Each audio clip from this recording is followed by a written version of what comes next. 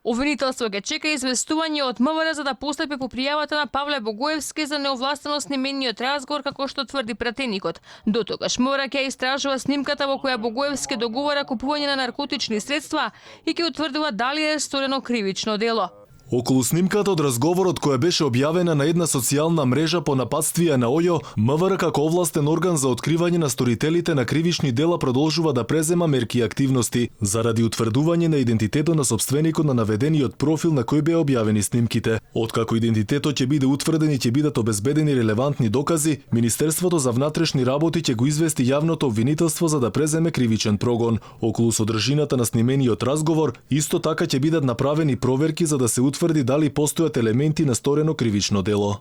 И додека институциите доправа ќе истражуваат, јавноста негодува, а редица експерти предупредуваат дека Богоевски признал дека направил кривично дело, зашто според законот се предвидува и затворска казна. За граѓаните е неприфатливо народните избраници кои го кројат да не го почитуваат законот. Наркотични средства. Катастрофа, мислам. Стварно не е нормално нешто. Ова не е нормално за такви муабити да правиме. Толку може да кажеш. Очекувате ли одговорност од пратеникот? Одговорност треба да добие од народот. И ќе добие. Има институции кои треба да го одредат тоа. Едно е да ја оправдува легализацијата на канабисот, друго е да користи други наркотични средства кои што нели сите знаеме какви последици штетни имат спрема здравјето на луѓето. Одговорност бара и опозицијата. Од ВМРО ДПМН е велат митлата на премиерот Заев треба да замете и во собрание. Павле Богоевски мора да си поднесе оставка како пратеник и тоа веднаш. Тоа е најмалку што може да стори од морални причини. Само на тој начин Богоевски ќе докаже дека има намера да остави истрагата против него да се одвива непристрасно и без влијание.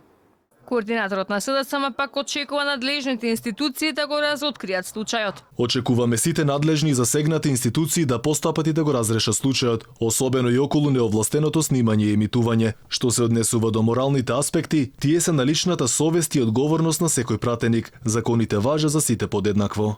Останатите колеги пратеници пак од мнозинството конкретно не откриваат дали Богоевски треба да понесе одговорност од морални причини, ама затоа најавуваат иницијативи за легализација на марихуаната. Дуи пак најавуваат така наречен ветинг, односно контрола за секој пратеник или функционер кој што врши јавна дејност за контрола во врска со користење наркотици. Сакаме да го прошириме тој проект на ветинг на сите институции кои што вршат јавна дејност.